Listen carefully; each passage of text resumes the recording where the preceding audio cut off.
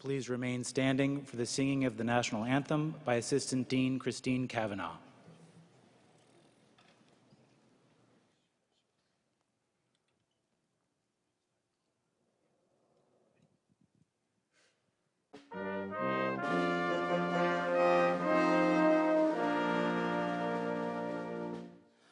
Oh, say, can you see by the dawn's early light what so proudly we hailed at the twilight's first gleaming, whose broad stripes and bright stars through the perilous fight, oh, the ramparts we watched were so gallantly streaming, and the rockets' red glare, the bombs bursting in air, gave proof through the night that our flag was still there. Oh, say does that star-spangled banner yet wave? Oh, the land of the free and the home of the brave.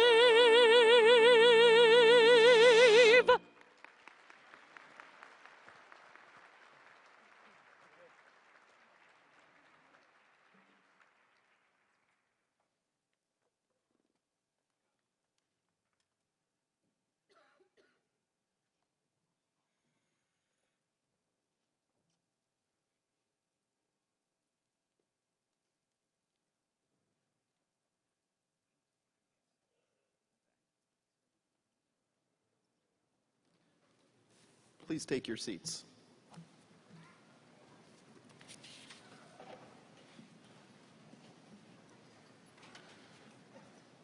Good morning, everyone.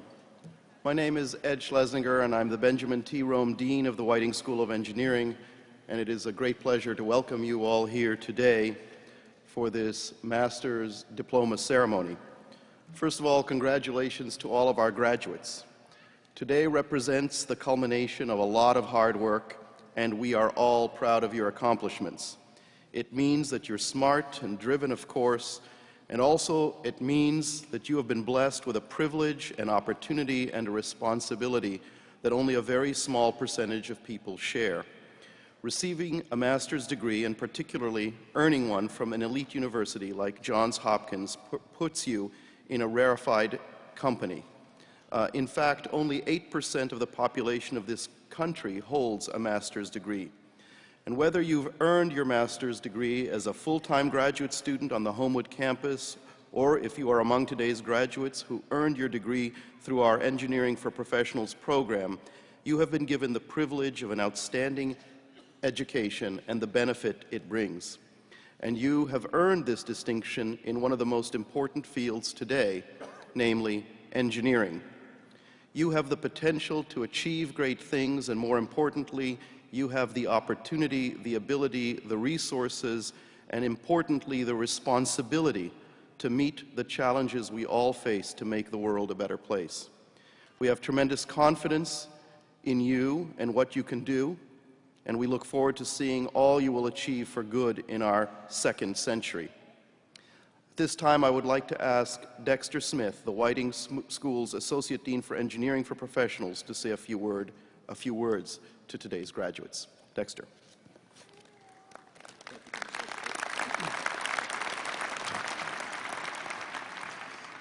Good morning, and again, congratulations to all of our graduates. My name is Dexter Smith, and I'm the Associate Dean of the Whiting School's Engineering for Professionals program, also known as EP. I'm very proud to represent this group of students in the Whiting School. While earning a master's degree from Johns Hopkins Engineering requires commitment and lots of hard work, I want to offer special congratulations to our EP students, many of whom dedicated tireless hours to their studies and completed this demanding program while they were also working at full-time jobs.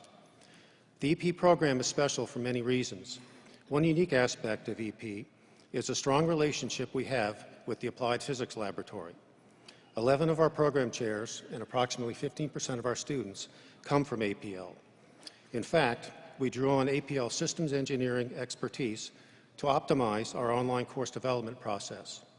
APL research informed and enhances the courses and degree programs we offer. We are proud of the academic programs we offer through EP, of our service to our students, our relationship with APL, and the ways we enhance our students' learning outcomes by integrating new technologies into our courses. On a continual basis, we work to ensure the rigor and relevancy of our offerings and that the quality of our students and faculty meet the high standards that define a Johns Hopkins University education. The education you have received through EP at Johns Hopkins is a result of this commitment to excellence. In the years to come, I know that your time at Johns Hopkins will provide you with an important competitive edge that will enable new professional achievements and success in your chosen career. I also know that as your career advances, while you may change employers, move to another region or even another country, or change your professional field, one constant in your life from this point forward is that you forever will be a member of the Johns Hopkins Engineering alumni community. Congratulations and welcome. Thank you.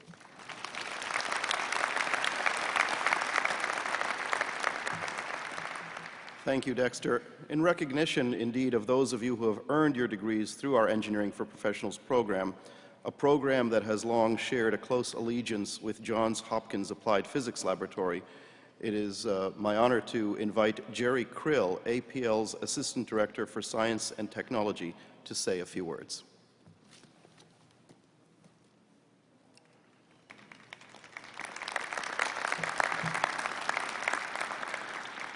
Good morning.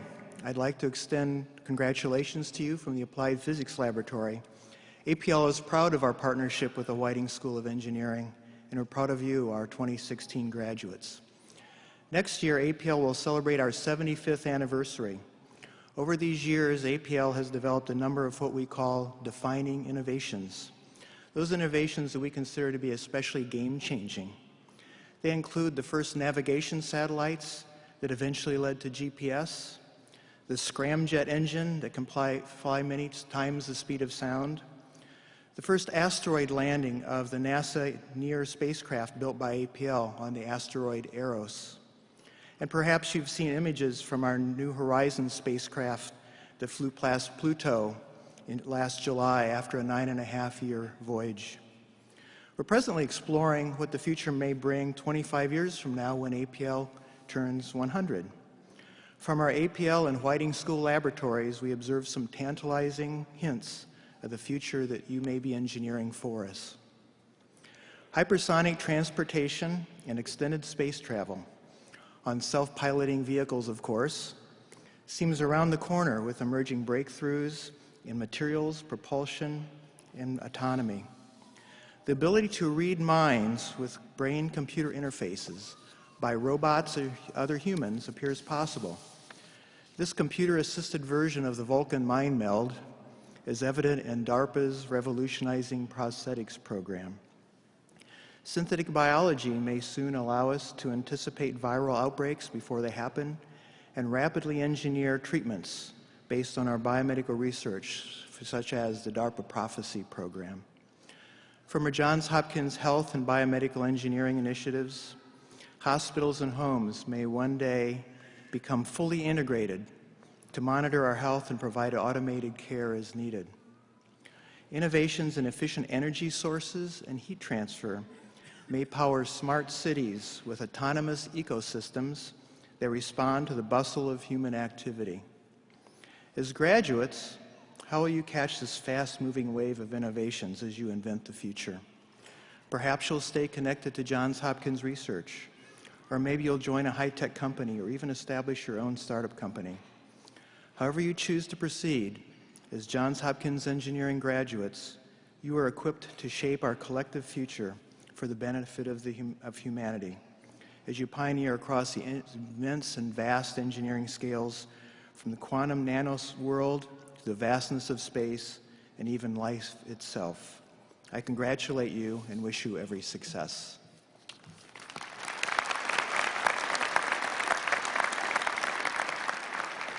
Thank you, Jerry. It is now my privilege to introduce our commencement speaker, Phyllis Schneck, the Deputy Undersecretary for Cybersecurity and Communications for the National Protection and Programs Directorate in the Department of Homeland Security.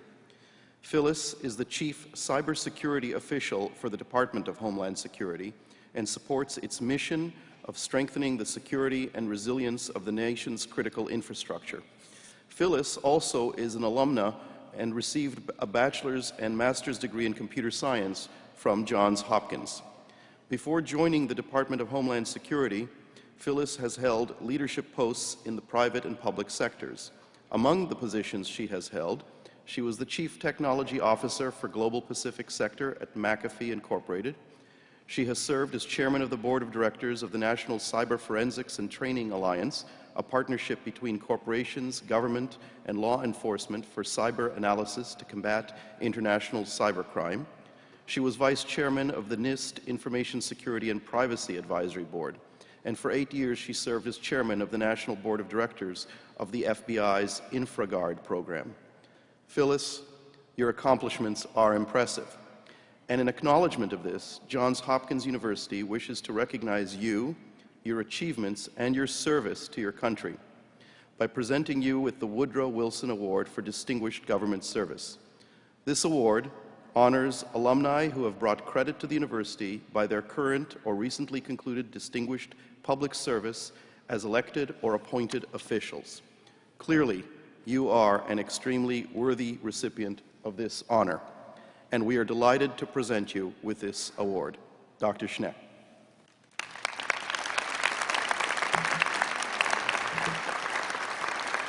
Congratulations. Congratulations. The podium is yours. Where do I put the podium? We can put it down there. No, underneath. Good morning. Congratulations. Thank you. Thank you very much for the award. It's a thrill. When I heard about the award, I was floored and flattered, and it's just an extreme honor to be back here at the Johns Hopkins University. The award was a thrill, and then being asked to speak was a bigger one. And I think another moment of just elation was the time I actually got into the master's program at Johns Hopkins just a few years ago.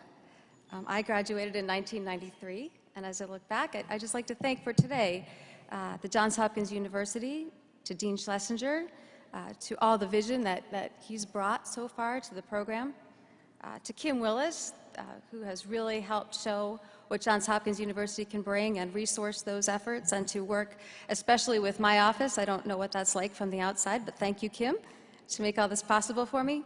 To the teams and staff that make today possible for you and for all of us, and especially I want to thank Adam Mack on my team. My right hand comes to us from the U.S. Navy. My advisors here at Johns Hopkins, Dr. Rao Kosaraju, and I remember Dr. Jerry Mason, who was the Department of Computer Science chair at the time, and who helped us name our first information security center, and one of the first in the country was here at Johns Hopkins, with the great name. I live in acronyms. This one's called JUICY. I appreciated very much my time on the advisory board here at Johns Hopkins for the Department of Computer Science, working with Professor Greg Hager and Tony DeBura, who's here today. And last but not least on the list, I want to thank my family and my fiance Tom for attending, and also my parents for 20 years gave me a hard time for not being around at graduation after I was with my friends enough. So I worked my tail off to get back, and we'll try this again. So graduates, family, faculty, friends, anyone else who wanted to come to a graduation ceremony, congratulations to the class of 2016 from Johns Hopkins Engineering. So now you're an engineer. That's the good news. The bad news is you have to listen to me for 20 more minutes because you were an engineer yesterday. But it's not official until I get done. So this morning I thought I'd share just a few stories from my own experience. Some things I learned on my own, a couple things I learned through mentors, and mostly the journey that it's been and all that you have to look forward to. Johns Hopkins is a very special place. So, first and foremost, when I got here, it was all about all the events, and there was even a fraternity named for Wawa because they had good coffee. Now I speak at Royal Farms. Not a lot has changed, guys. I want to start by quoting your dean, and this comes from one of your press releases when Dean Schlesinger was named dean. It said, "When I think of the Whiting School, I think about the next generation of leaders for our society and for our world. Students who choose unique paths in education, research, and entrepreneurship, who can work seamlessly across intellectual and geographical boundaries, and who can achieve limitless possibilities." And that's every one of you. And it was yesterday as well, and it will be in 20 minutes. But you've worked hard for many, many years to get here. And you can and will do whatever you want. And whatever that is, it will end up being the right decision. A lot of people will tell you all the things you can do, all the things you should do. Some of you already have a job lined up. Do whatever you want. Do what feels right. It will end up being right. A few things as you embark from my journey. Number one, always do what you love and love what you do. If at any point you don't, do something else. It'll get you where you're happy doing what you want to do. In my case, I had a job lined up. I was making more money as an intern. This was 1993. It was not a lot of money. But I was making more money as an intern than most people were making full-time. And I got a lot of advice from parents and others that said, yeah, but in 20 or 30 years, they'll be making about the same money. So think about taking a job right away if you also, which I did, wanted to pursue a PhD. So I did that as well. And I was able to, I also wanted to study weather and severe storm modeling and high-performance computing and everything else in the world. And somehow I was able to combine that and go forward. Hacked a few things, was taught a few lessons, showed people what computers could do, and I was shown that that might not be what computers should do. Ended up in cybersecurity and worked through research that I truly loved. It's the one time in your life when you have one problem on which to focus. You have no responsibilities except to figure out where the car insurance might be coming from. Not a lot of money, but a lot of fun. And then I went into the private sector. Patented what I did in my PhD program. Some of you may have already done something like that.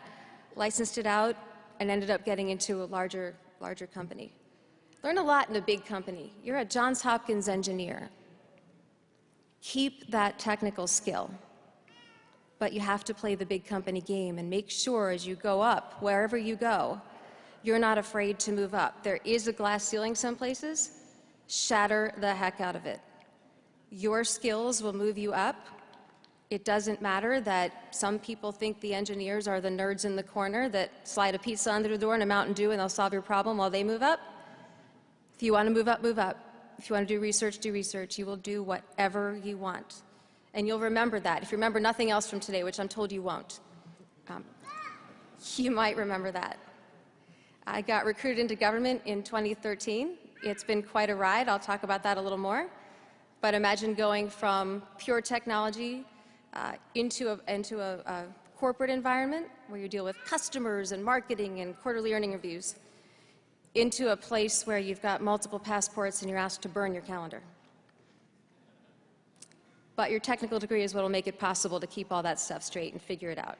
You will learn as you go, and there's no one else better equipped. So number 2, keep those skills sharp. I still read the tech journals. Sometimes I read them at the gym. Do whatever you can to make sure you're ahead of the game. So when you sit in a room with people in front of 3 cabinet secretaries, as I was last Thursday in California, and they tell you driverless cars, not the cabinet secretaries, but the techies, told everybody that driverless cars were here and ready. And while I know that's true, and I saw everybody in the room smile and nod their head, I actually know that they are here and ready, except when there are other cars on the road, bad weather, humans walking across, or anything outside the lab. And you will too. You will be the one that knows what to say. You'll be the one in the room that actually most of the time, knows how something works, even if that room is the situation room. And believe me, it'll help you there. You might be asked as an engineer by someone else in the room, probably much higher up at this point, how does that work? What does that mean? What does that mean for the policy I'm about to make or the law I'm about to make? You're the one that will be able to answer it. If whatever track you take, you keep those technical skills strong. You might be brought along, as I have been, to what they call an interagency meeting where there's a warm body, a leader from all the agencies you can imagine sitting around a table, and you're there to back them up technically. And then you realize something is wrong that got said. And so your agency leader brings you up to the table and you explain it politely, but then all of a sudden your agency has more credit because you figured out what the problem was, and then all the other technical people from the other agencies come up and you have a real discussion. And believe it or not, that's how it works in government from what I've seen. You've heard all the talk about encryption recently. There's so much to discuss there. It's not just about encryption, it's about what do we do in a country where our innovation is wildly outpacing our ability to protect it or even make good policy around it. And your skills, your understanding, whether it's particle physics or fluid dynamics or computer engineering, you'll understand a piece of how to shape that debate going forward. There are amazing opportunities that are afforded to engineers.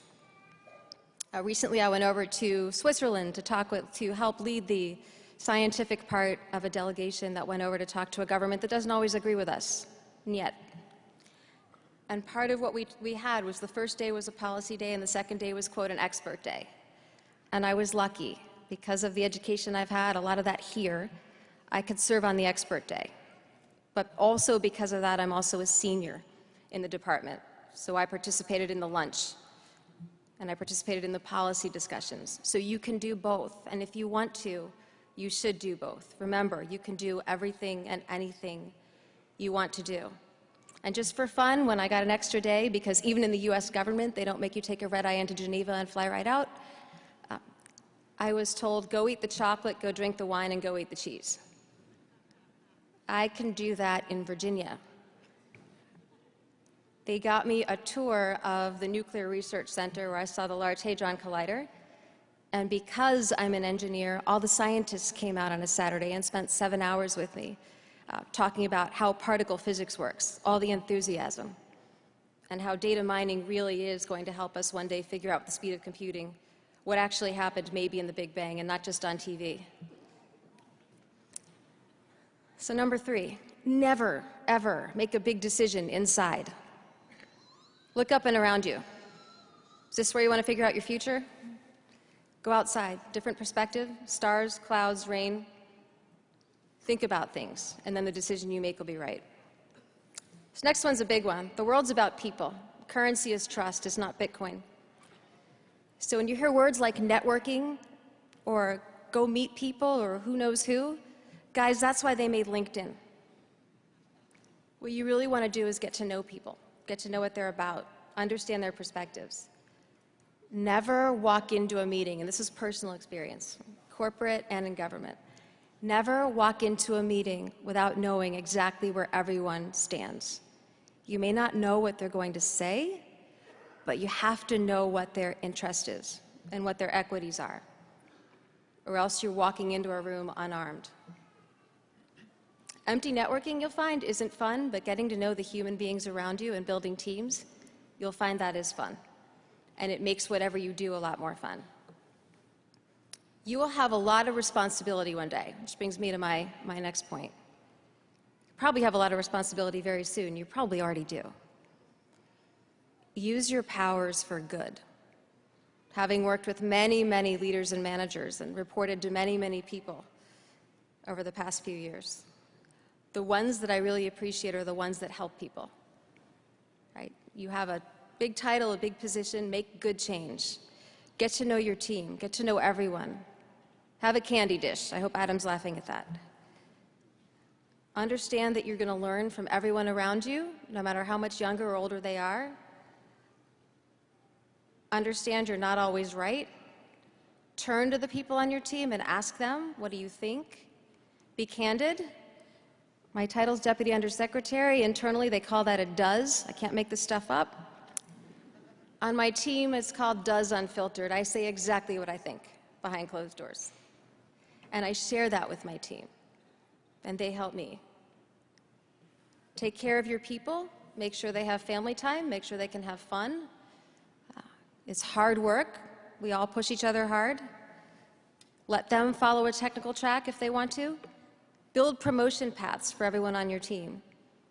When you have a large team, it's your responsibility to figure out who's been there a long time, who's really great, who deserves to move up. How do you shape that team better? That's leadership.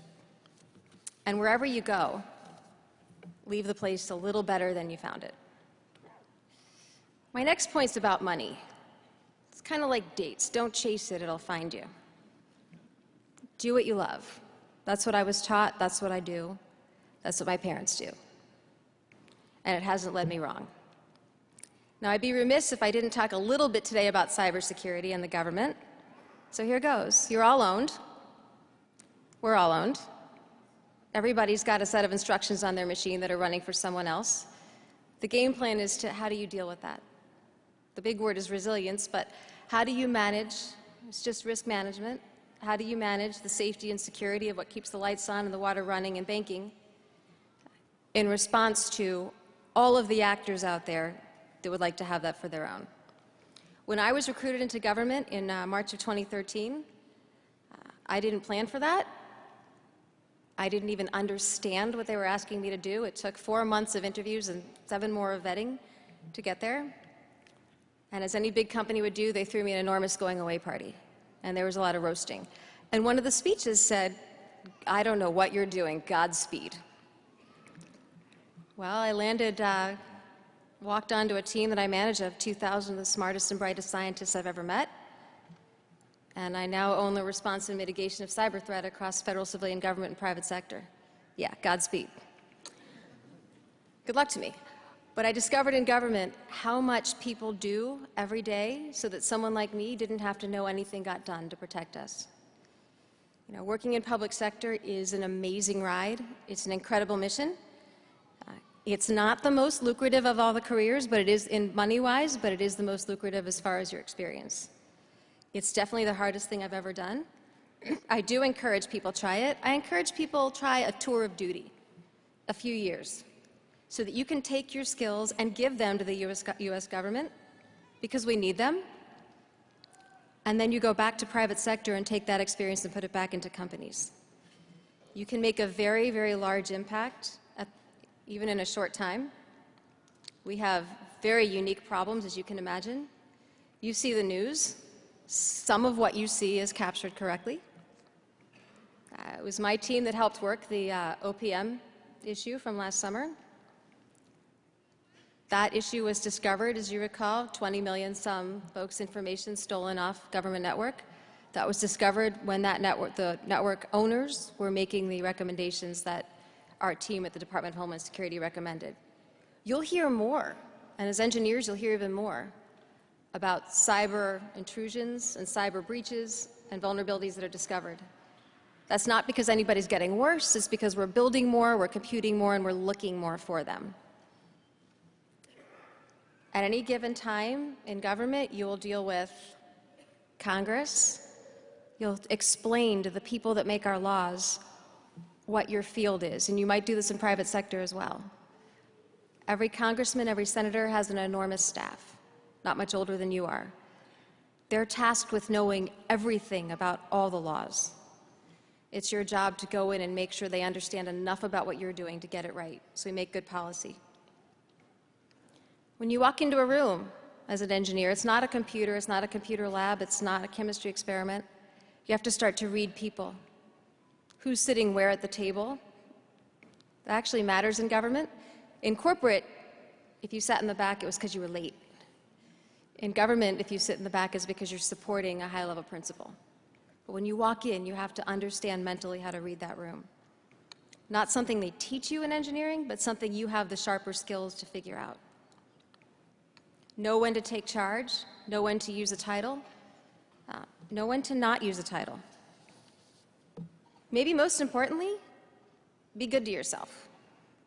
Last week, after a couple of delayed connections, a red eye, planning a meeting with 3 cabinet officials, all in one room to meet out in Silicon Valley, coming back on a red eye to 3 more meetings, I took a nap, and I'm okay with that.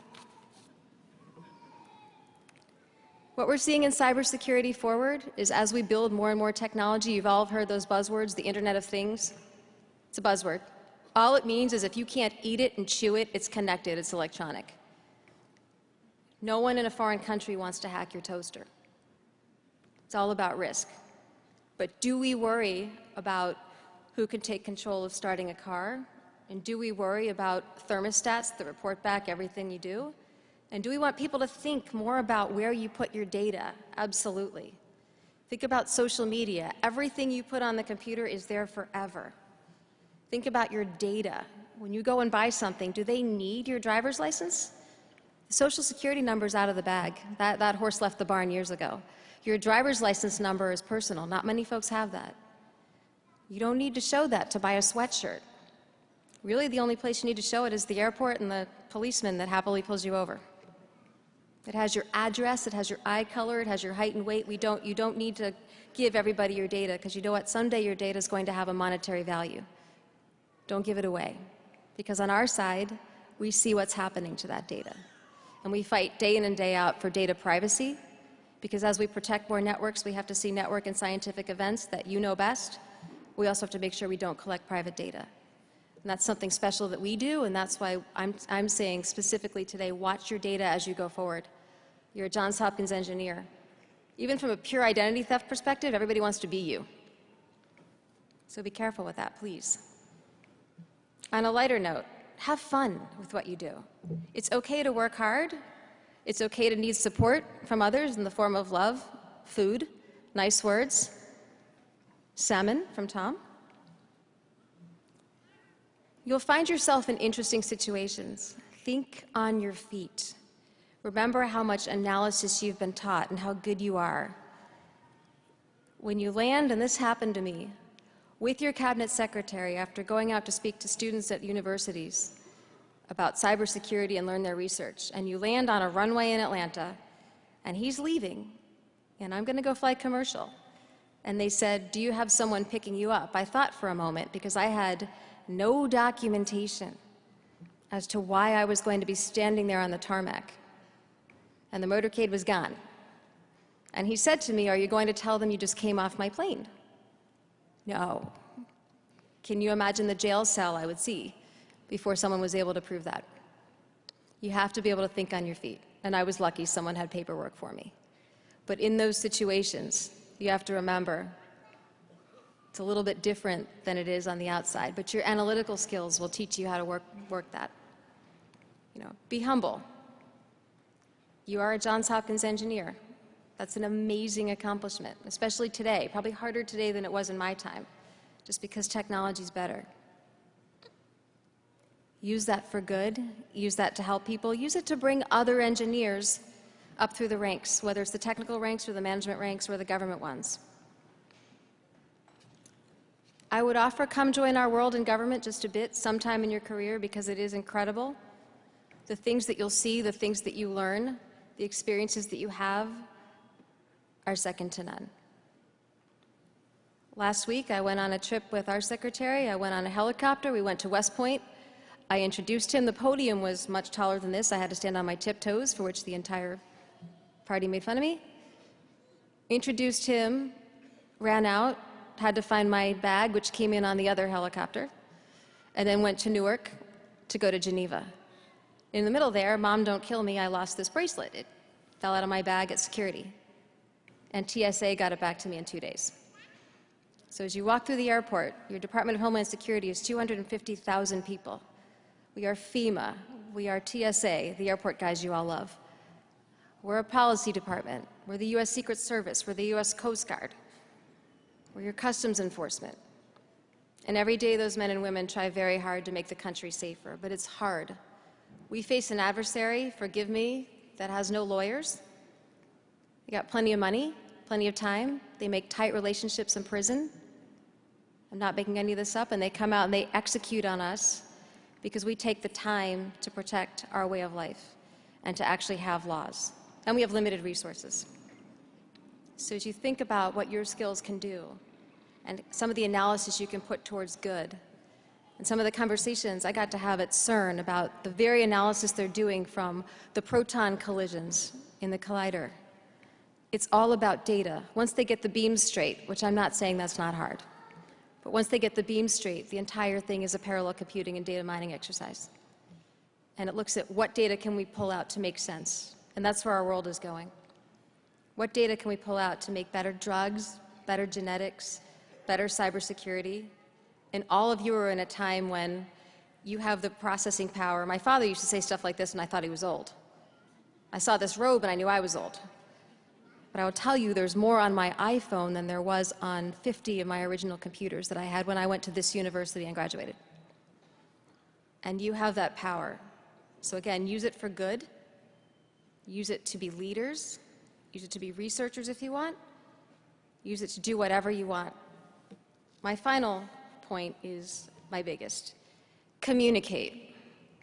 A lot of the technical people that I work with are developing this skill. Please don't speak Klingon if you remember nothing else today except have fun and do what you want. When you speak engineer speak to anyone but engineers, it puts you in the category of they're really smart, but I have no idea what they just said. And ironically, it takes you away from the decision table.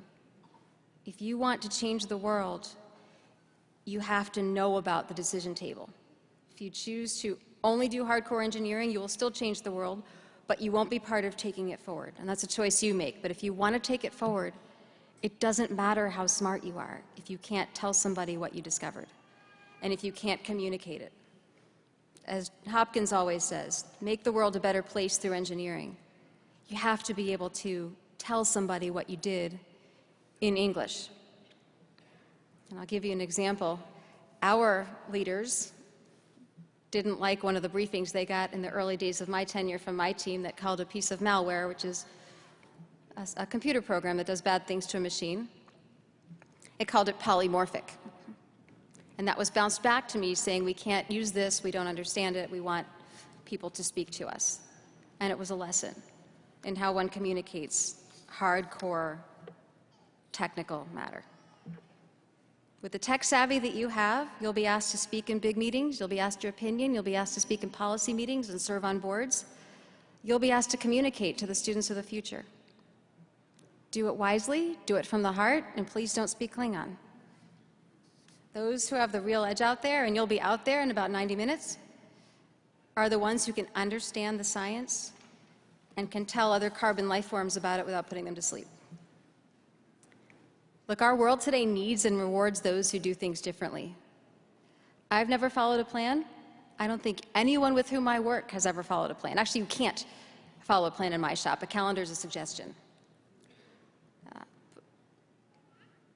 But you want to think about what you want, and the only plan you should have is to get where you want and be doing something that makes you happy. Above all, have fun, keep those engineering skills sharp, your education sharp, take care of the people around you. You'll all make the world a better place. That's what we do here at JHU. That's how we roll. Congratulations, class of 2016. And thank you, Mom, Dad, Melanie, and Tom.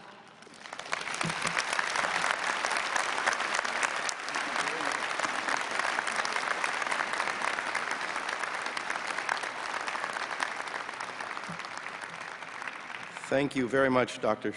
Schneck, for your insightful remarks, and congratulations again on your award. And now we will proceed with the awarding of the master's degrees and certificates. And at this time, I'd like to invite Dan Horn, the Assistant Dean for Engineering for Professionals within the Whiting School of Engineering, to step up to the podium.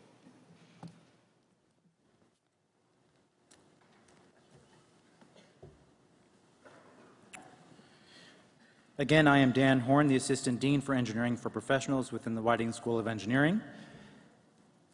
Those of you who completed your requirements for graduation last summer and last fall have already received your diplomas in the mail. Those of you who completed your graduation requirements this spring may pick up your diplomas in the arena after this ceremony. As you cross the stage today, you'll be shaking hands with your department representative. After shaking the final hand on stage with Dean Schlesinger, please pause for the taking of your commencement photo before returning to your seat. We will now proceed with the awarding of the master's degrees. Would Dr. Eileen Haas, Program Chair, please come forward for the awarding of the Master of Science in the field of Applied Biomedical Engineering.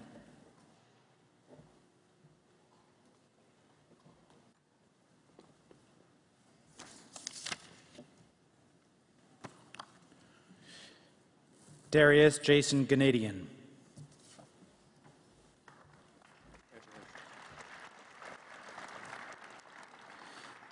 Patrick Makatanga.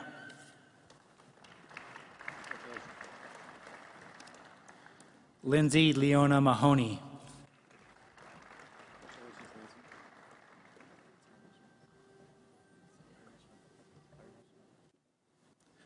Arnish Mittal.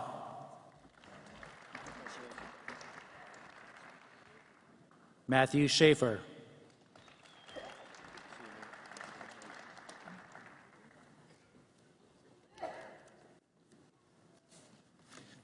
Joseph Andrew Strachna.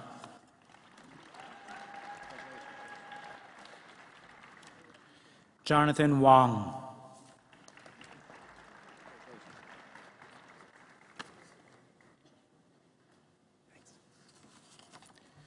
Would Dr. Laurent Eunice, Department Chair, please come forward for the awarding of the master's degrees in the field of Applied Mathematics and Statistics. Jessica Ann Adams.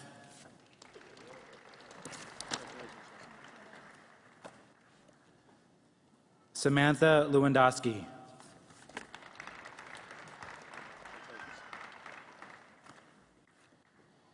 Stephen Minnick.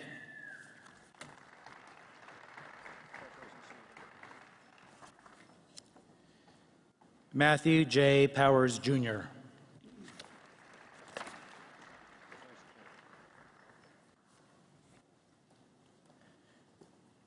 Would Dr. James Spall, Program Chair, please come forward for the awarding of the Master of Science in the field of Applied and Computational Mathematics.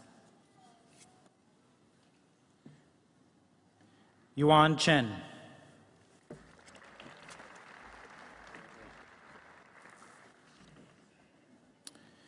Eugene Taehyun Cho.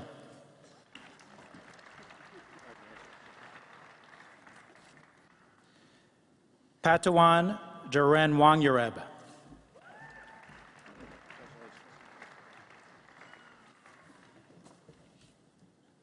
Kian Ki.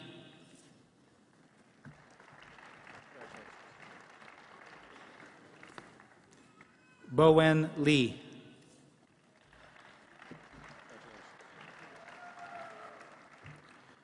Zhangyang Ma.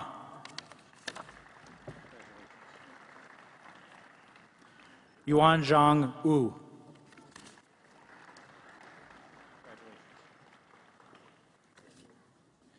Wenbo Pan.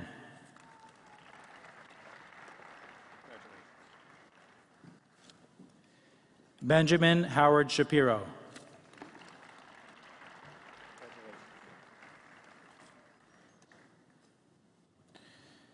Matthias Antoine Tasselar.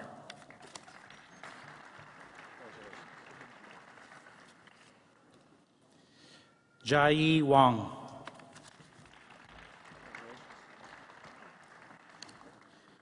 Jinglun Wang.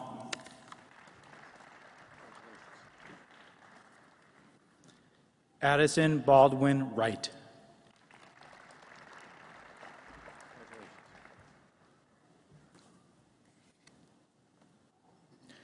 Would Dr. Harry Charles, Program Chair, please come forward for the awarding of the Master of Science in the field of Applied Physics? Kevin Lewis Brannick.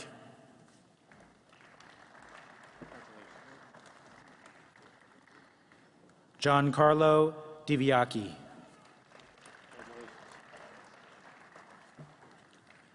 Arturo Ostaguin.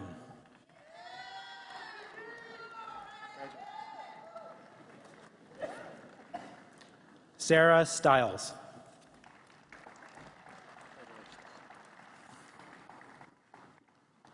Mark Aaron Tester.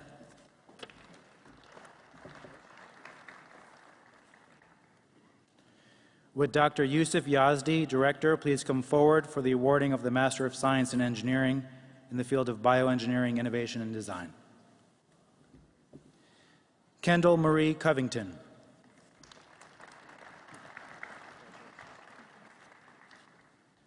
Emily Mary Rose Eggert.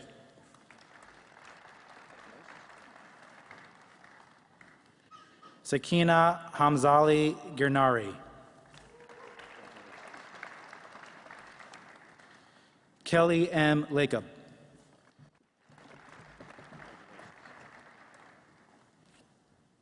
Elizabeth Lebling.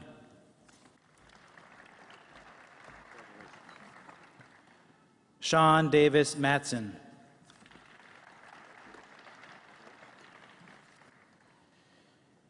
Dimitri Anthemos Monovukis.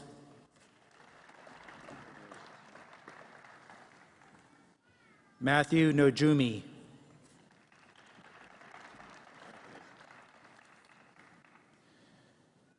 Joseph Angelo Pia.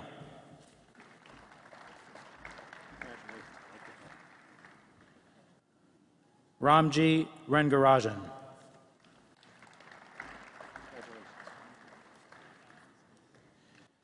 Kavya Lahari Singampally.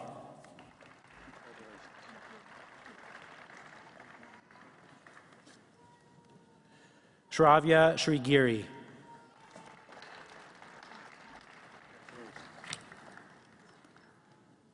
Scott Edward Stanley.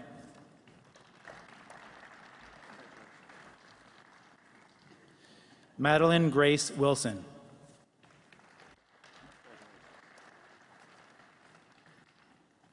Allison Lynn Wong.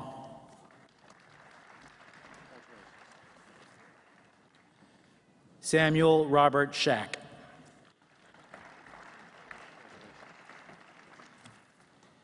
Stacy Marie Zwalski.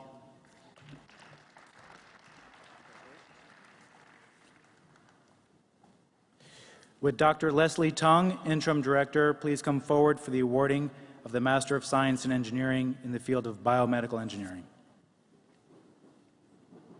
Gabriel Matthew Deards.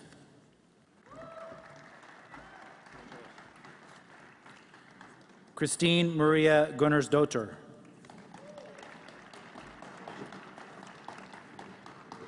Gregory Kerr. John Krill.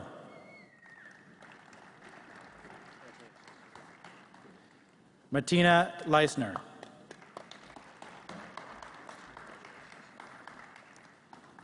Sona Rothode.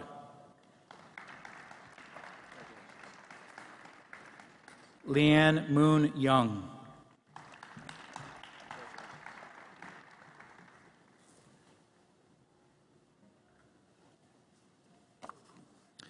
Young Du.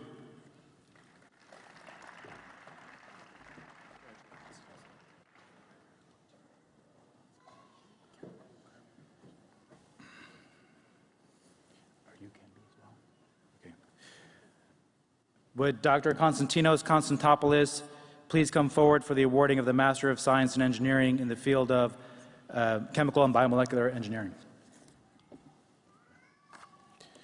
Jerome Feynman.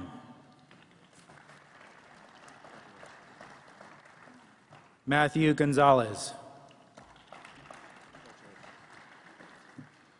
Sally Jarudi. Aaron Lee Lerner. Sin Pei Mall.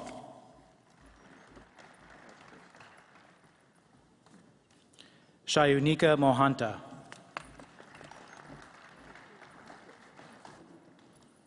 Beryl Polat.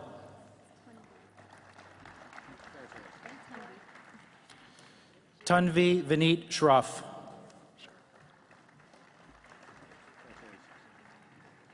Courtney Tate.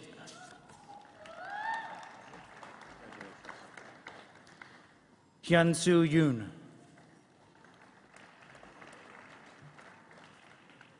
Danny Zhang.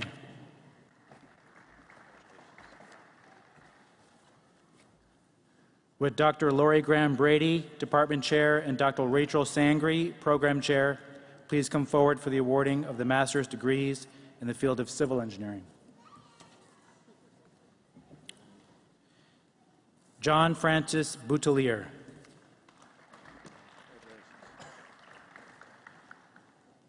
Tyler James Bringe.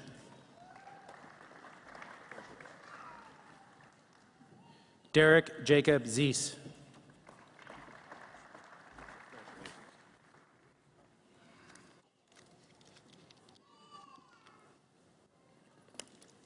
Would Dr. Matthew Green, Professor, and Dr. Thomas Longstaff, Program Chair, please come forward for the awarding of the master's degrees in the field of computer science?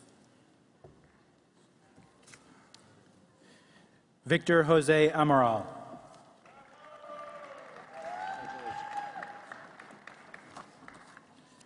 Agazi Berhane. Akash Suresh Bambani. Michael Biggins. Satya Pratik Bamaraju.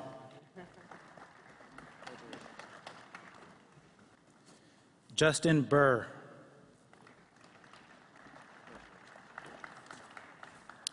Jeremy Collins.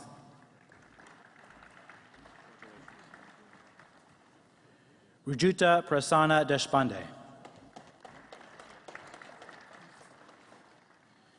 Christopher William Dickinson.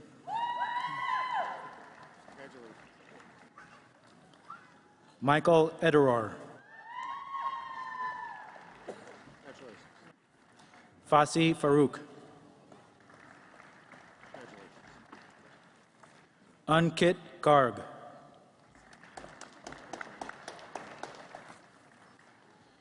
Tariq Gill.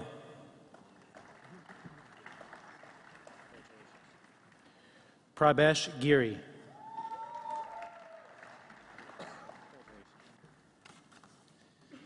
Biman Gujral.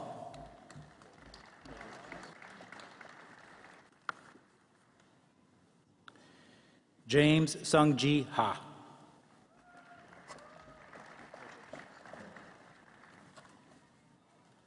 Jacqueline Ayers Hoy.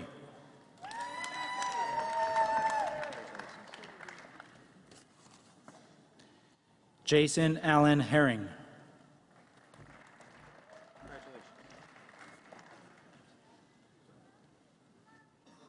Mengdi Hu.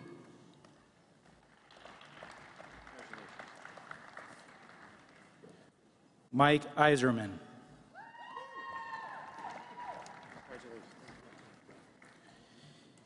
Nikita Evkin.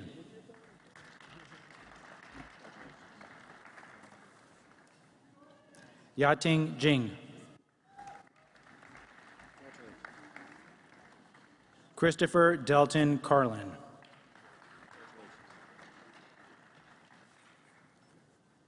Deepak Kaul.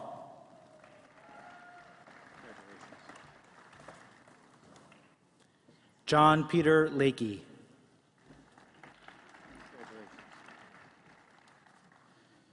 Patrick Leong.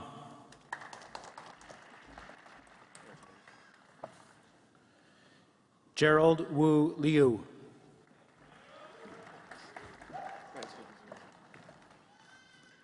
Kai Liu.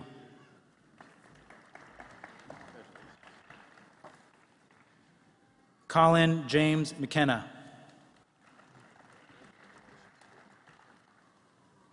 Amit Natin Mehta. Rahul Manga.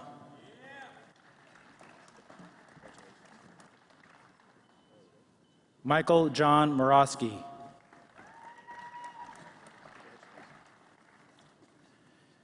Brian Newhard.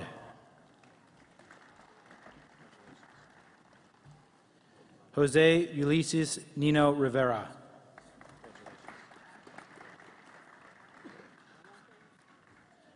Shalaka Baiju Patel.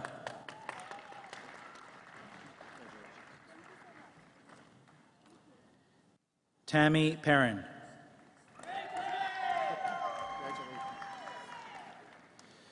Philip Pham.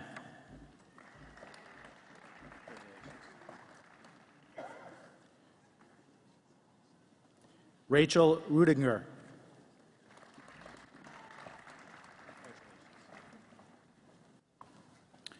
Rupali Ramesh Sabu.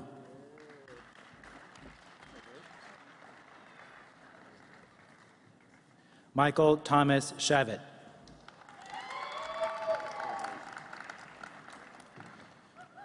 Zachary Adam Sheffield.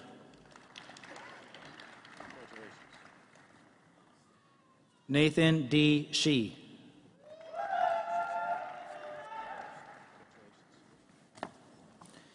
Seemar Preet Singh.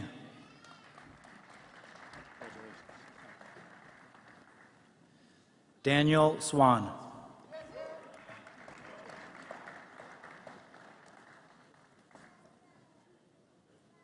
James Andrew Sievertson.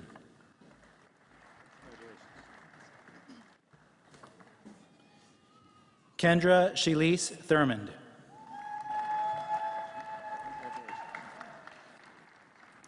Arthur Tucker.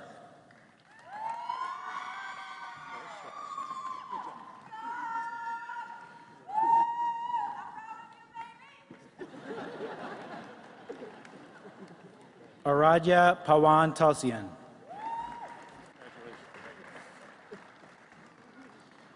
Eric Venturino.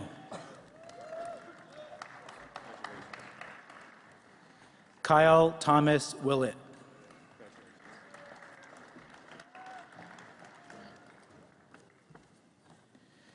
Yuting Shu.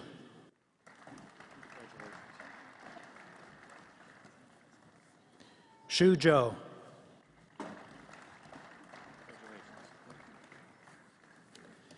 Would Dr. Thomas Longstaff, Program Chair, please remain for the awarding of the Master of Science in the field of cybersecurity? Samantha Jean Dizer Carter.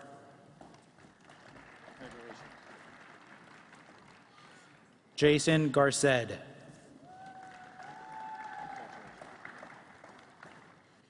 Ray Du Hong.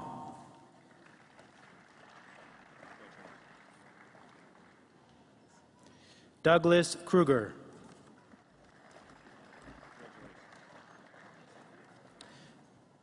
Helene Young Myers.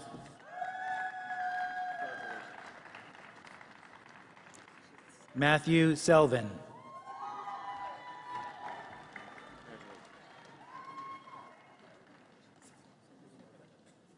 Kyle Steffen.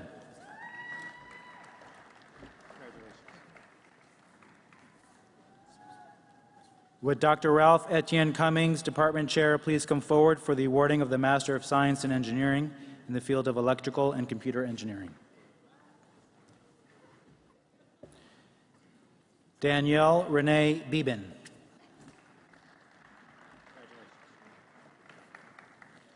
Daniel George Betts.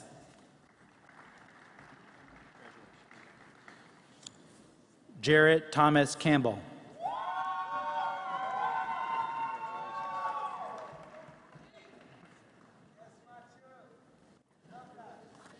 Lisa Cedar Churchill.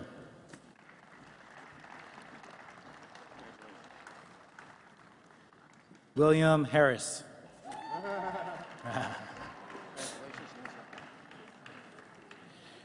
Rachel Ann Hashoian.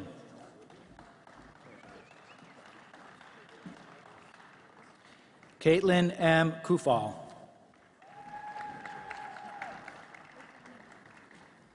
Elwood James Lane. Nicholas Millan.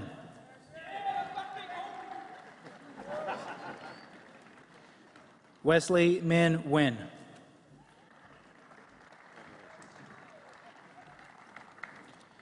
Jeremy D. Prince.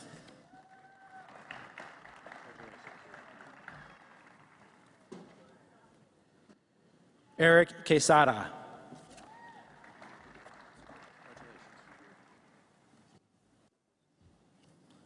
Sand Qureshi.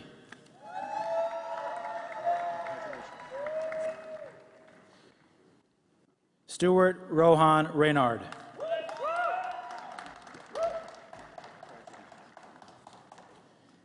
Milian Ortiz Acosta.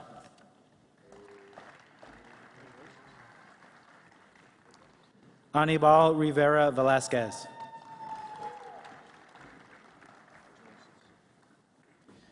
Matthew Ann Robertson. Alan Robertson.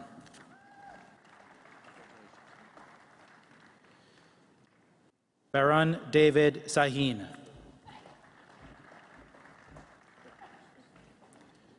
Brian James Stofford.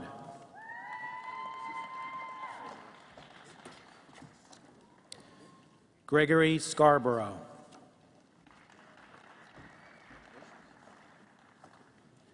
Brian Voorhees.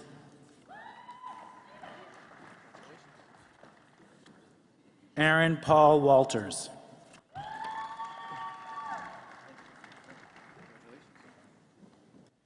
Shin Bai.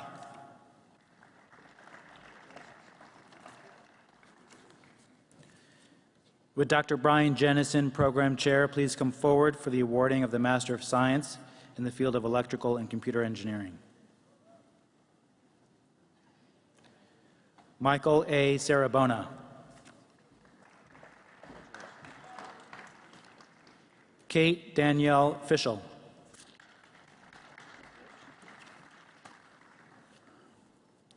Orla Bimpe Ogumoriero.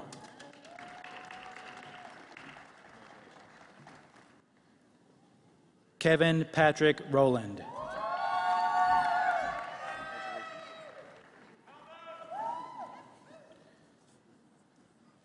Would Dr. Pamela Sheff, Director, Center for Leadership Education,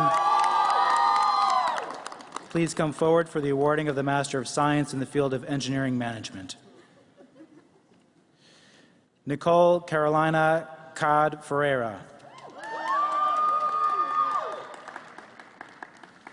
Michael Emerson Cunningham.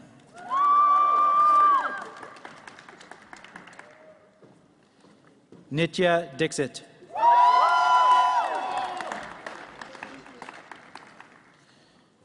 Sarika V. Halarnikar.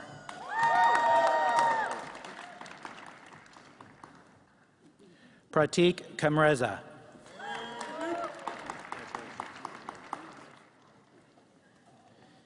Kin Hang Leung.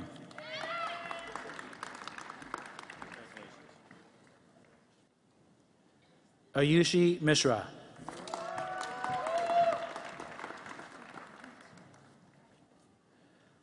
Kamal Musa.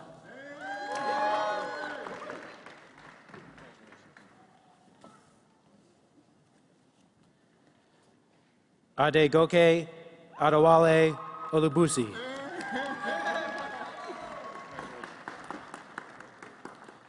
Ayurdeji Olubusi.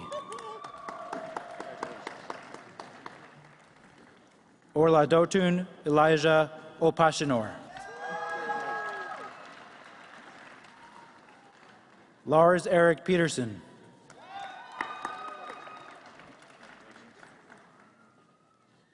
Ravi Shah.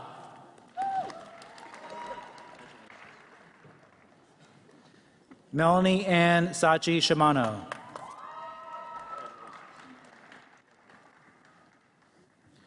Adam James Torres.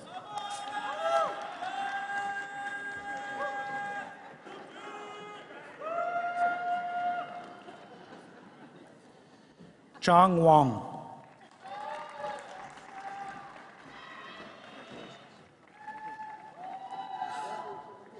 Lin Fei Yan.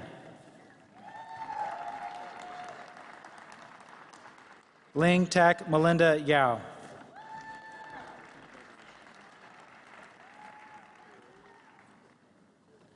Would Dr. Hedi Alavi, Program Chair, please come forward for the awarding of the Masters in the field of Environmental Engineering.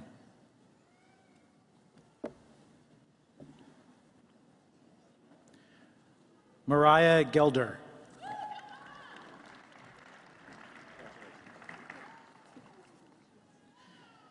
Would Dr. Daniel Naiman, Director, Financial Mathematics, please come forward for the awarding of the Master of Science in Engineering in the field of Financial Mathematics.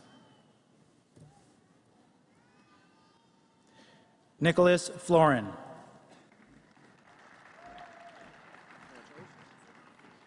Yihong Li.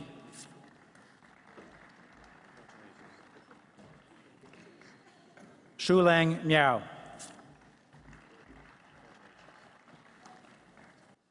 Wangshu Pen.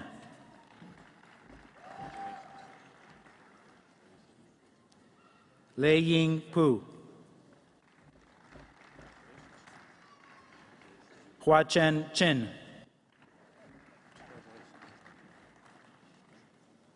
Zhu Chao Shi.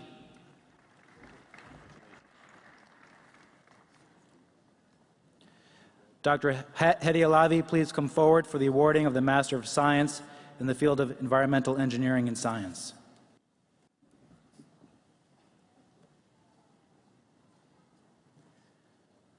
Hassan Hussein.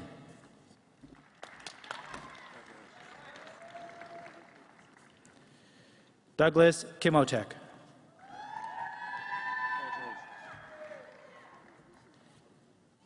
William Paul Nipscher.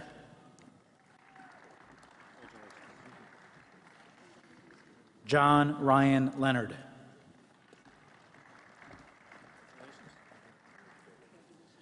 Mohammed Siddiqui.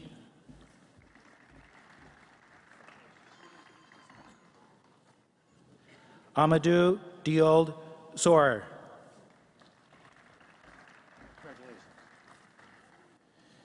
Dr. Hedi Alavi, please remain for the awarding of the Master of Science in the field of Environmental Planning and Management. Colton J. Brown.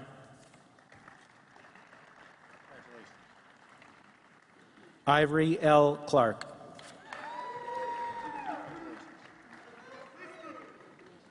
Benjamin Devakar Lefstein.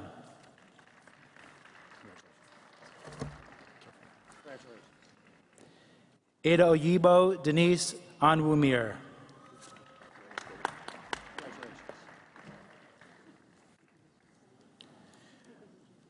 Would Dr. Edward Bauer, Department Chair, please come forward for the awarding of the master's degrees in the field of Geography and Environmental Engineering.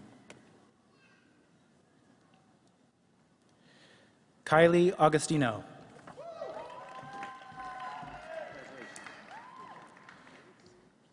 Nathan A. Bickford.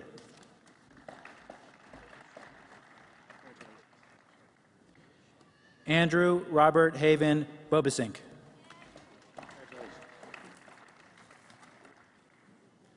Alessandra Soretto.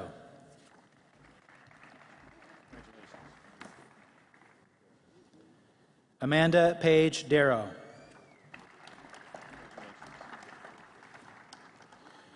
Jo Young Dong.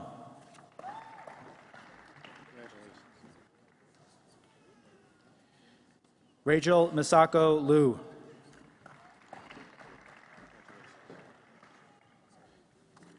Yue Chi.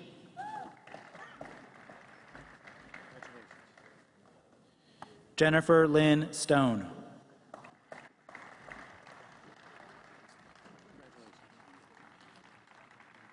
Frank Wong.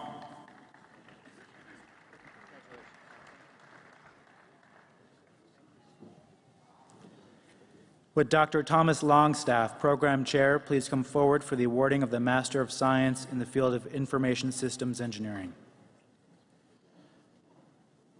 Sandra Jean Briscoe.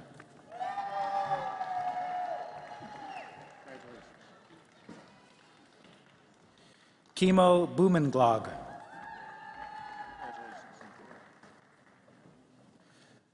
Vaisali Chaturi. Ronnie Francis.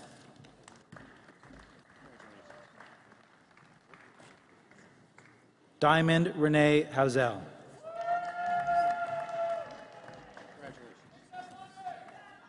Yuri Lyahovitz. Hui Kan Nguyen.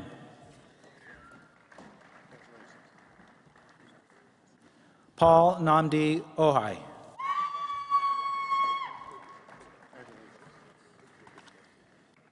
Damon Pratur.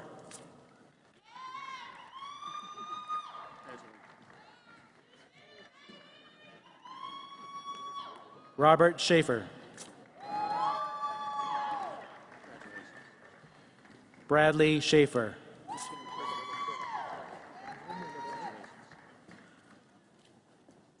Tyrone Smith.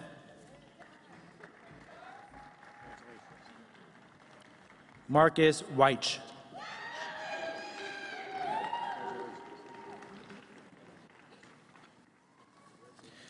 Would Dr. Jonah Erlbacher, Department Chair, and Dr. James Spicer, Program Chair, please come forward for the awarding of the master's degrees in the field of material science and engineering?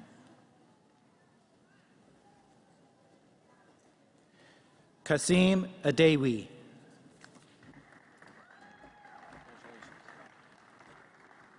Lance Michael Baird.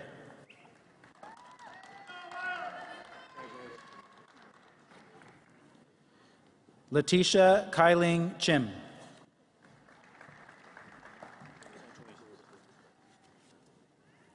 Erin Megan Gallagher.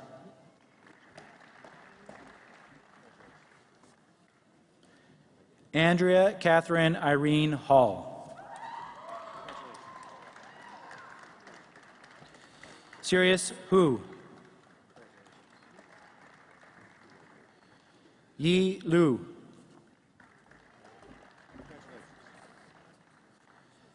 John Michael Vandermark.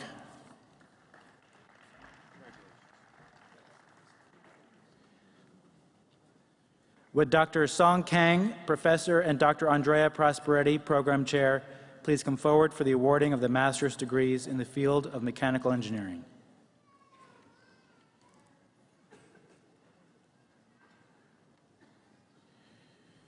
Shu Young Chen.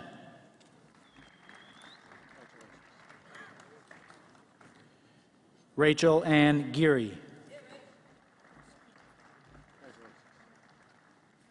Hao Gu. Christopher Haslip. Ji Kang.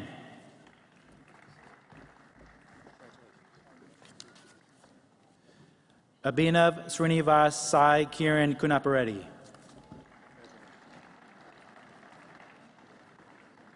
Bo Lei.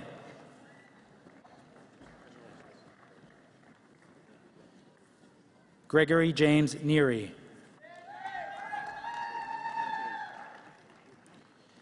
Daniel Patrick O'Neill, Jr. Jack Riley. Andrew Robinson.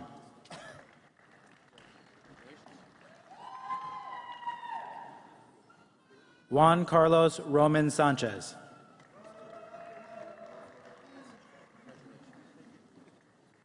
Ahmad Shaba.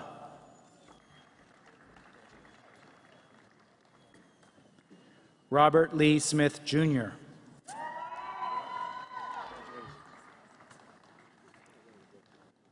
Erin Elizabeth Sutton.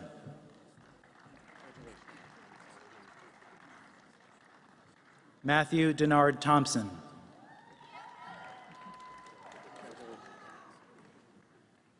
Jonathan Sloan Ung.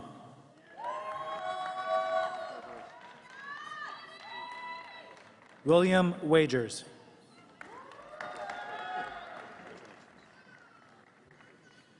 Yayun Wang.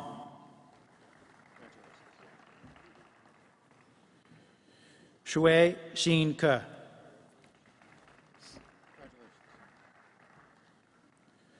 Reza Yagmai.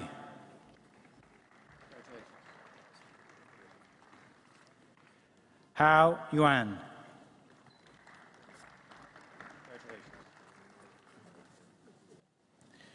Would Dr. Noah Cowan, Professor of Mechanical Engineering, please come forward for the awarding of the Master of Science in Engineering in the field of robotics?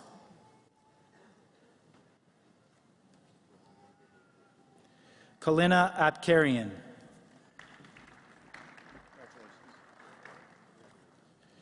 Rodolfo Gabriel Finocchi.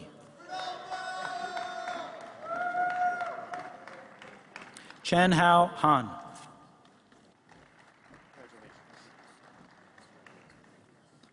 Azwad A. Sabik.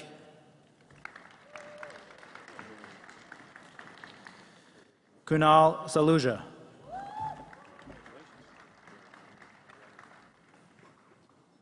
Young Wang.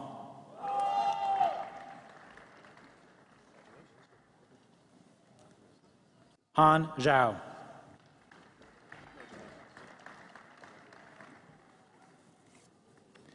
Would Dr. Anton Deborah, Program Director of the Information Security Institute, please come forward for the awarding of the Master of Science in the field of Security Informatics? Deepak Agrawal.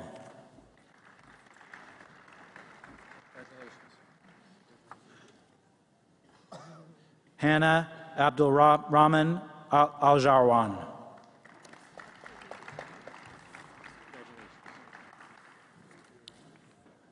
Sean Beck.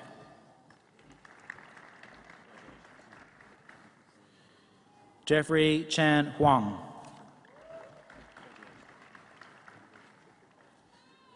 Madhuprita Chandrasekaran.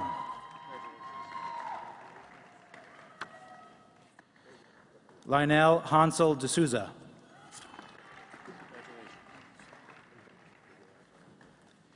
Chan Yoon Gung.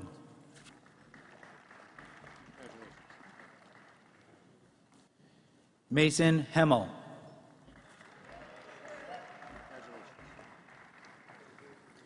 Pei Zhao Li.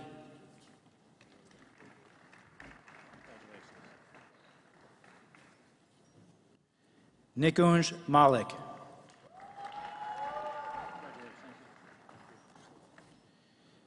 Jainarian Mitur Chandramuli.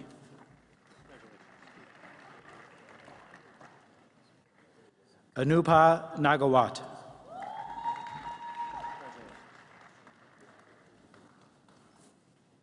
Apurva Satish Patankar.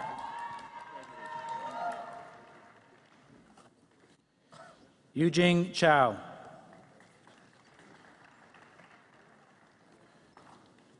Prahlad Suresh.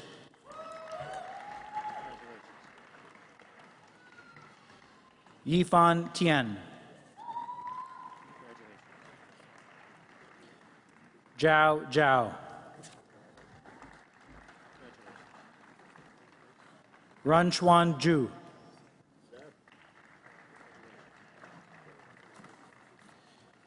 Jeffrey Michael Zielinski.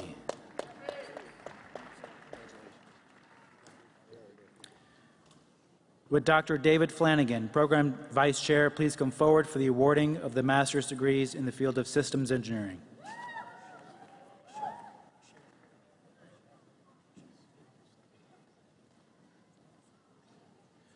Godfrey Banstra.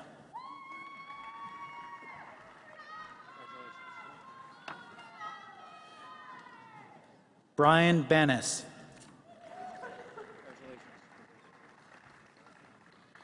Jeffrey Bobrow.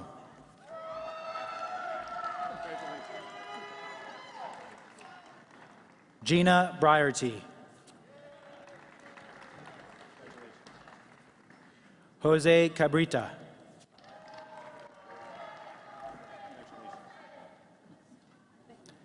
Aisha Chen.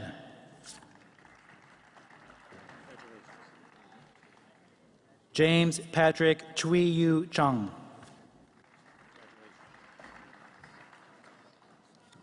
Marcus Claiborne. Erica Cotman.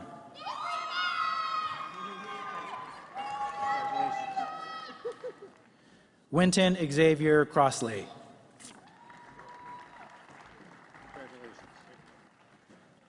Michael Day.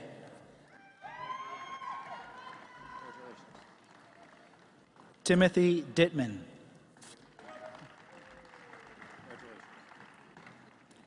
Brenda Joyce Michelle Dupree.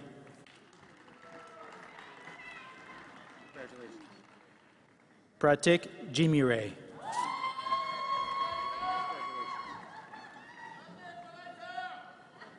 Brett Garrett Gillies.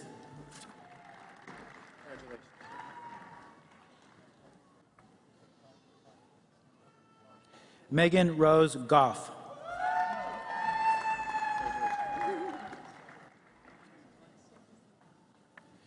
Kimberly Shelton Grant.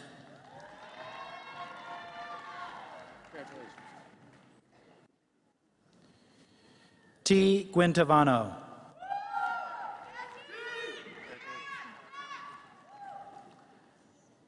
Rebecca Rollins Hagner. Dallas Justin Hammond.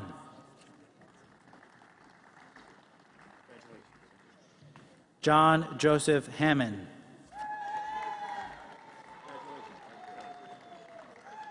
Kevin Michael Hedrick.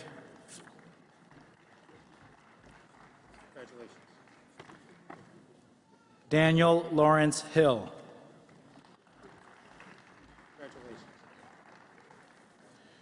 Rashia McCall Jackson.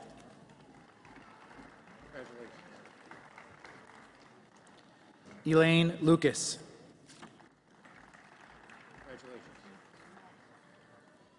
Mary Julia Luke.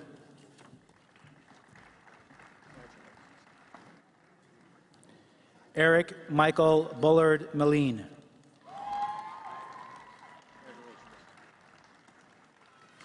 Philip P. Morgan.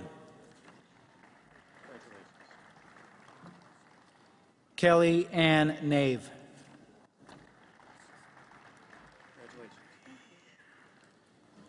Ifedeor Ojifini.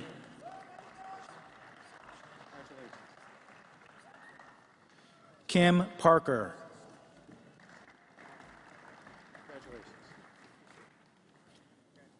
Isaiah Ramsey.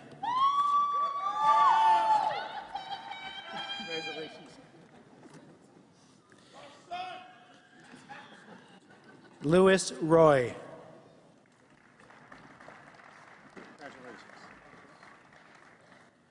Richard Ruiz, Jr.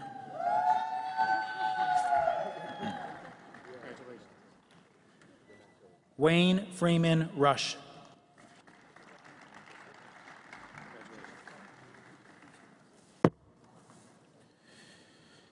Suman Sajan.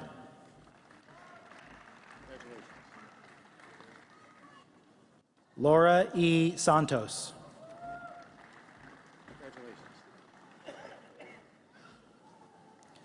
Deepal J. Shah.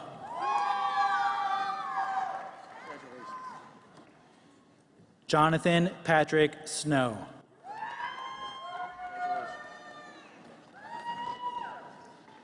Andrew James Sutsko.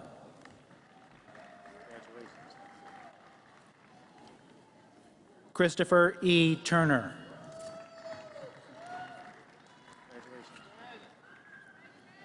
Jing Wang.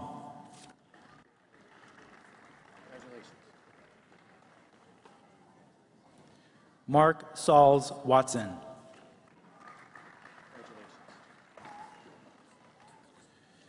Bradley Martinez Waidema.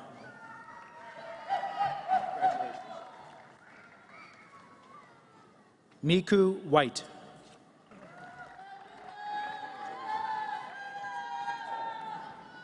Warren White.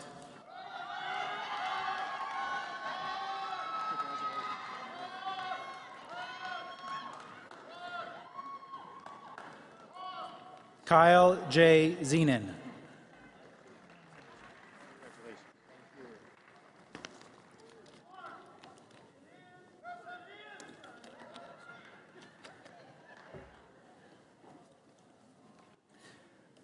Would Dr. Elizabeth Wilson please join Dr. Flanagan congratulating the next group of Raytheon Systems Engineering students.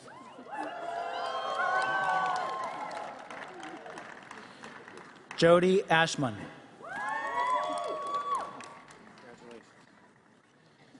John Michael Benson.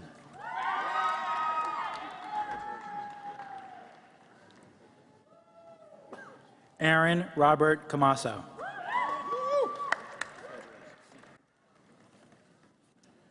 Ryan Cathcart.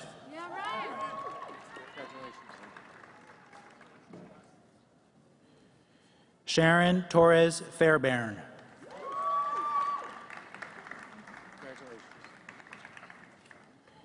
Joshua Corey Flores.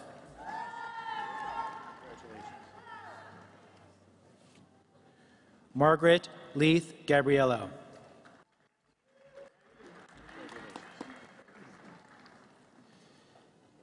Victor Gayoza.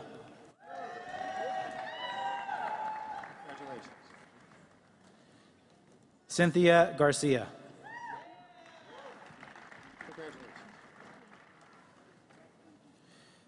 Vivian Guillot. Scott Russell Hansen.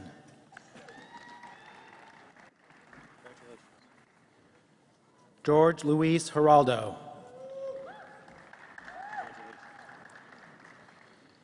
Nicholas Lebrec.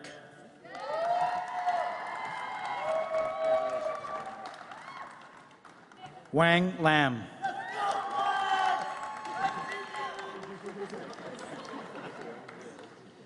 Jason Ryan Levine.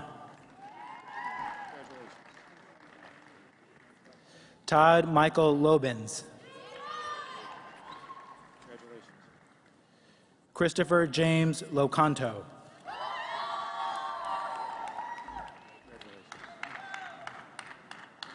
Joseph Gregory Marcus.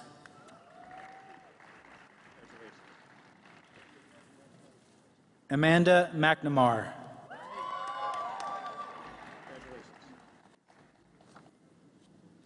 Angelo Vincente Sinesso.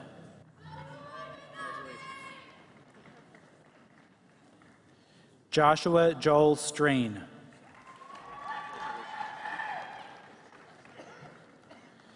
James Russell Foster Withy.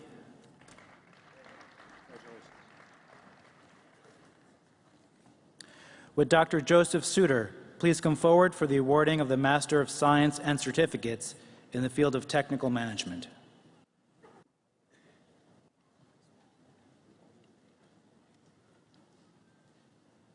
Johnson Aja.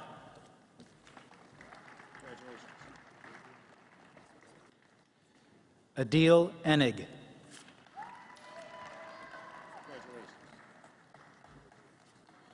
Gregory Charles Husted. Charbel Karam.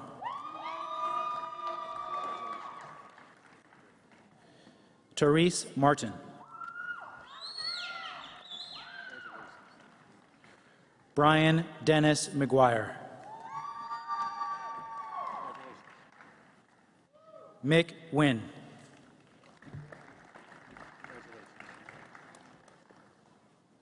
Anikwenze Udozo Obwe.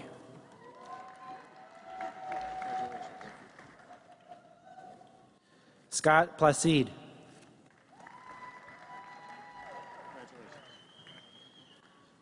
Ryan Michael Quinn.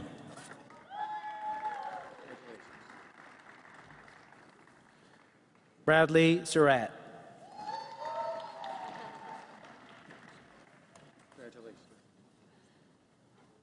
Donald Sheridan.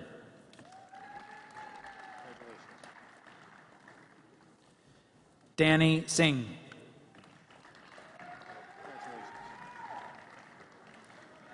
Jose E. Suarez.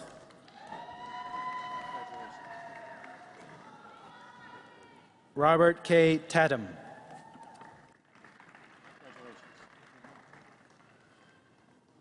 Yassine Turkey.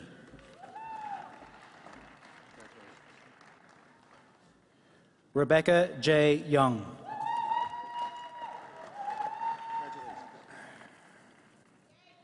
Raymond K. Rue.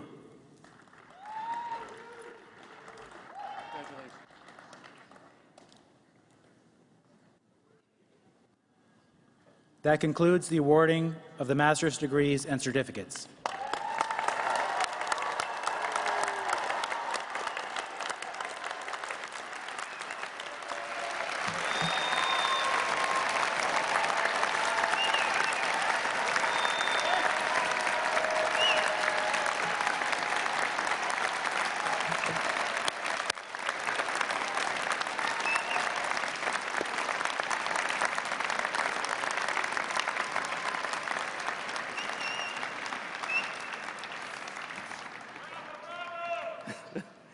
I'd like to now invite Wayne Nichols, Chair of the Hopkins Engineering Alumni Leadership Committee, to speak on behalf of the Johns Hopkins Engineering alumni.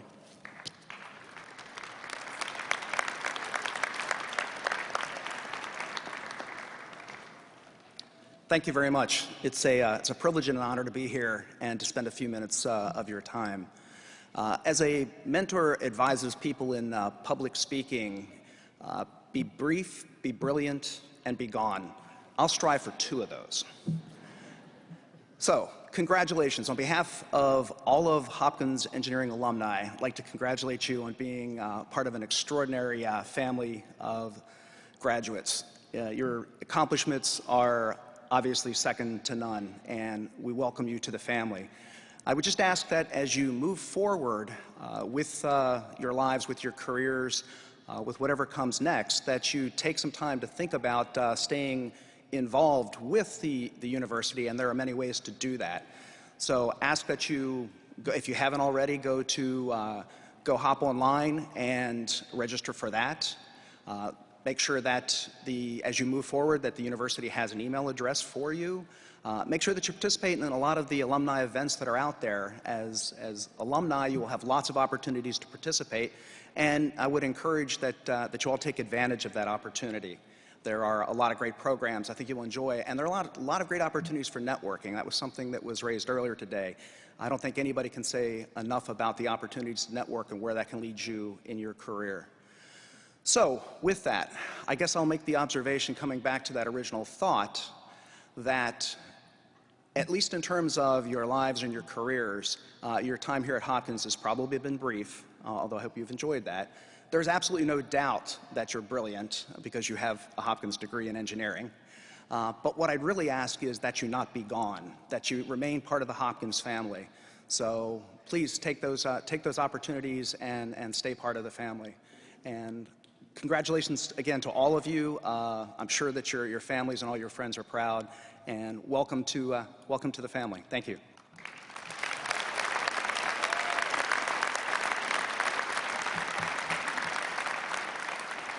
Thank you, Wayne. This graduation is, as has been said multiple times now, a huge achievement, and it is just the beginning of what you will do. Your knowledge, your skills, your inventiveness, your imagination will help build new industries, solve some of the toughest problems our world faces today. You'll help make discoveries that are important in people's lives, and you will accomplish all of this as a member of the Johns Hopkins community. Today you join the ranks of our alums, and from what I've seen throughout my career, I can tell you that this is a very impressive group, made more impressive today by the addition of all of you, the members of the class of 2016. And before the faculty gets up and gets out of here, and then you can all go out and get your diplomas at the back, this is a venue that's used to a little bit of noise, so let's hear it for the 2016 master's graduates.